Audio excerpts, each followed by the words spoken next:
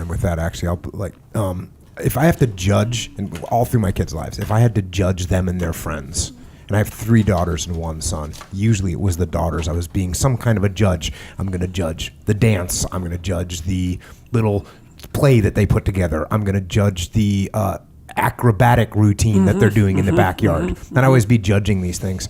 And I would have so much fun because I would say, they'd do their little performance, their 1-minute performance. And they'd come out and say, well, how was it? And I'd say, okay, first of all, presentation overall, I'm giving you a 4.2. I didn't see one smile until you actually got on stage. That's wrong. And I would just go through and give them these really strong critique points. Yeah. And they loved it. Yeah. They loved it. They didn't get mad. They would be happy to, and they'd go try it again and try to raise that 4.3 to a 4.5. They'd be smiles like you could see from a mile away. Oh, yeah. I just got done. I was at a pool party with a bunch of little kids running around, and I ended up judging the diving competition. And all the parents were watching.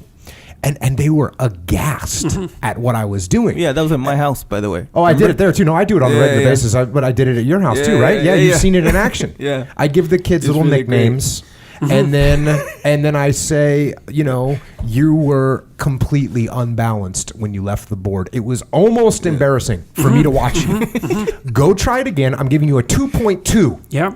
Go try it again and see if you can bump that up a little bit. Yeah. And the kids get all motivated. They go up there, and next time I give them a 2.5, and they're ecstatic. You treated them like someone who could improve. True. Right? So that's a big deal. That's better than a pat on the back. It's like, because everyone's flawed, and everyone needs to improve. Well, so when my kids were little, I taught them how to speak in public.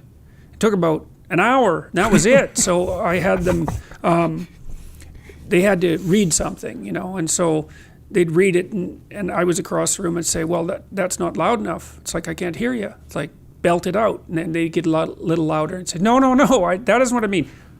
Read it way louder than you think you should.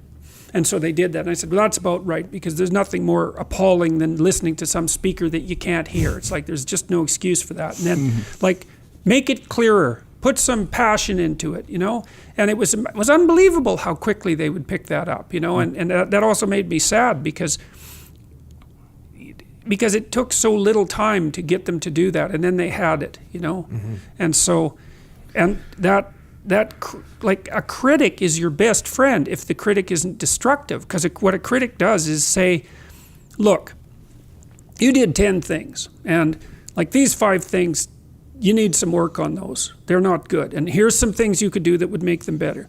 And here's 2 things that you got all right, and here's 3 things that you did pretty well at. And so then, well, what's the message? The message is, hey, you can handle some actual criticism. So you're not some little, useless, wimpy thing that's going to die just because someone isn't telling you that you're already wonderful. Plus, you're not already not nearly as wonderful as you could get. So let's keep that in mind. And then, you lay out a pathway for improvement. And then you treat the kid with some respect. And you also show that being an adult means that you know more than being a kid. Because, the kid does something, you say, oh, that was really good. It's like, what are you saying? Well, as an adult, I don't know any better than you do. And that's a pretty dismal message, because the kid is going to be an adult for a very long time. And one of the things we do really badly in our culture is model why being an adult is better than being a child. Because it is better. You have freedom, and you have responsibility, and you have autonomy. And so we're always so concerned about making our kids feel good about themselves. It's like they should feel good about becoming responsible adults, because they're going to be adults for like 80 years, and they're going to be kids for like 20 years. So the adult's the goal. So.